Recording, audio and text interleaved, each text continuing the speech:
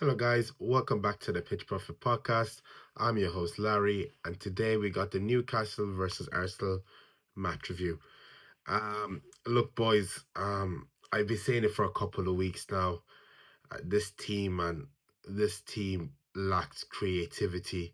I know we don't have Saka. I know we don't have Odegaard, but even Saka played today, and the team performance was just piss poor from the lads today. Absolutely, there was no one that could make a line breaking pass. The ball was going sidewards, backwards. Now I know St. James's Park is a very hard game to go away into. I do know that, but the boys were just not up for the challenge today. Martinelli, I thought he was back to form. Absolute shock of a performance. I'll leave him off because his recent performances have been good. Trossard, one of the worst performances I've ever seen. Arsenal shirt. Couldn't pass, couldn't finish. He had a couple of chances there, could not finish. Um, but yeah, like it was just poor. It's I won't say it's a day to forget, but this is an ongoing issue, and I just do think when our main squad players are out and we have to deal with the replacements, they're replacements for a reason, but they're not able to do half the job the main team is able to do. Like I'm even questioning now the midfield partnership of Mikel Merino and Rice. I love those two players, but I just think those two midfield, like, forget about that. We'll come back to the midfield in a minute. Why did Arteta set up in a 4-4-2? This is a tactic that we know that does not work. We have the players to play in a 4-2-3. Why did you change it? Why did you move away from your 4-2-3-1, your 4-3-3, like these are games that are like, it's frustrating, man. I don't want to be too rash, but like I watched that game from start to finish. It was really frustrating. And Newcastle, Livermore, Lewis Hall, they were unbelievable, but my god, I still think we should have done better. Like, Newcastle, I wouldn't say they have a fantastic midfield, but trying to play Mikel Merino and Rice against that midfield of Joe Willock, Bruno Guimaraes, and Joe Linton. These are runners. They are fucking athletic. Don't get me wrong. Rice is very athletic, but we were always going to get run through the park with that midfield. And I don't think Rice and Mourinho, they're two very good players, but I don't think that partnership is working for them because it's too defensive. Rice is a very good ball carrier, but he can't split the lines, and that's what we needed. Someone today. We needed something. We needed someone of Ethan and Wary's cameo. I think he should have started today. We don't have any creative. Everything went through Saka's side today. Everything went through Saka's side today, and that says it all.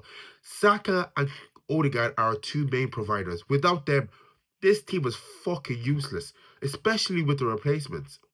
It's fucking useless. And I don't know where we go from here. We have Chelsea next week. We're playing Champions League football this week, you know? So, like, I don't know what Arteta's going to do here because it clearly isn't working. And I raised my concerns about Arteta this week. I raised my concerns about how he's lining up the teams, how I don't think the team is up to stuff. And I don't think I love the guy. I'm grateful for him. But the team he put out today, we've been screaming for Ethan to come on to play. He deserves to start. You know, Sterling, stupid loan. Every opportunity he's been given, he's squandered. I wasn't a big fan of it personally. I wasn't a big fan of it, but Jesus Christ, every opportunity he's coming, he's done fuck all. And I'll always respect him for his career, but now I can see why Chelsea fans wanted him out. He offers fuck all. Gabriel Jesus, fuck all. Trossard offered fuck all today. People will get on Martinelli. He got locked up today. I won't lie, he got locked up. People are saying Saka did. Yes, the fullbacks did their job today, but Saka was still creating chances. Saka was the only Saka. It's bad when everything came through Saka. No one else was trying to play that pass. No one else was trying to create chances. Our second half consisted of sidewards and backwards passes. I see the passing map at the end of the game. The passing map consisted of forwards and backwards passes. That isn't good enough. That isn't good enough. And like I'm looking at the table here. At the table now, like it was a very crazy week. Uh Liverpool lost. I'm sorry, my apologies. Liverpool won. They were down but came back. City lost. If we had capitalized on today's win, that like it's just ridiculous. It really is. It really is. We would have been 2 points behind City and um 4 points behind Liverpool. It's not good enough. These replacement players, we need to understand, they are not good enough to play when needed. Some of them are okay, but realistically, we need to reinvest in the replacements because they're bang average. Trossard, he was doing so well, but I can understand why I can understand why people see him as super sub. He isn't that efficient when he starts. He isn't, and that's the main problem. He isn't efficient when he starts. And yeah, it's just really frustrating because we have Inter in the Champions League on midweek, and then we have Chelsea who are completely changed side. And I don't know what Arteta is planning to do because nothing's working. And this creativity, like we're playing three. I could ramble days and on, but I'm not going to like Mikel Merino, centre mid. He's an all rounder, but like he's been playing CDM. Why are we playing two CDMs in the middle of the park? Where is the creativity coming from? We have no creativity. Bar Saka, before he came back, there was no creativity. There was no, and it said something when we brought on Zinchenko, out of all people, to fucking play the ball forward. And Jorginho, we need a goal. We need to score 2 goals, and we brought on Zinchenko and Jorginho. Come on, come off it, man. Come off it.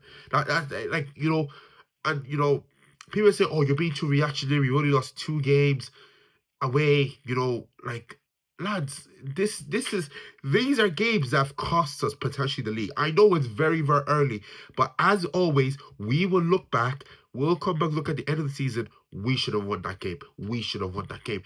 Every game counts in this title race. Liverpool, do you know what? Until Rodri potentially out for the rest of the season, we're going to see what the medics say. Liverpool, I think it's Liverpool's league to win. I won't lie. I don't see why Liverpool can't win it if they keep up the momentum. Now, people are saying injuries will hit Liverpool and stuff like that. Man City have a team crisis. I don't think that's the case.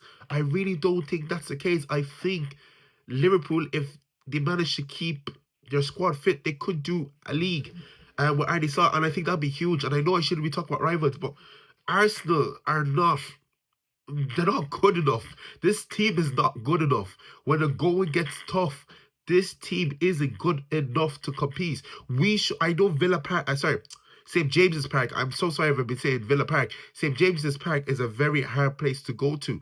But my God, we should not be losing at St James's Park. We beat these guys.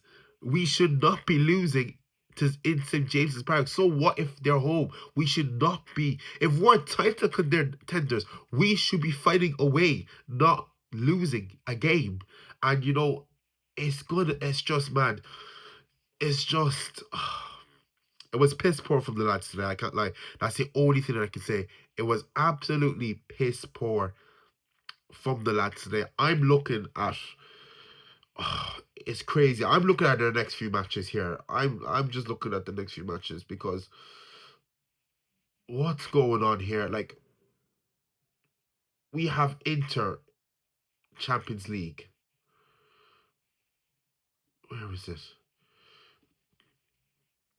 We have Inter Champions League. We have Chelsea. We have Forest who are above us, and we have Sporting, and then we have West Ham, and then we have Man United. I know Odegaard is going to be back, and I know everything's going to go to normal. But my problem is when we are missing key players, our replacements have to be good enough or have to be able to do the job while our key players are out. Look at the likes of Liverpool. Look at the likes of City. They have players that can come in and do a job. Now, I'm not saying any of the players we have are shit, but I'm questioning really, are these players of quality to bring us challenging for this title? Because I don't think they are. And there's a lot of pressure on Arteta to there's a lot of pressure on Arteta to bring a trophy home this season. And I said it in like 2 reviews ago. If he doesn't, he might have to go because I think he's done all he can. And you know what? I'm gonna make another separate segment on the transfers because I don't know, man. It's looking very long. It's looking very long, and I don't want to be too negative, but this game, especially, I said it with the Newcastle, Liverpool. Liverpool was okay. I can forgive that. Liverpool was okay.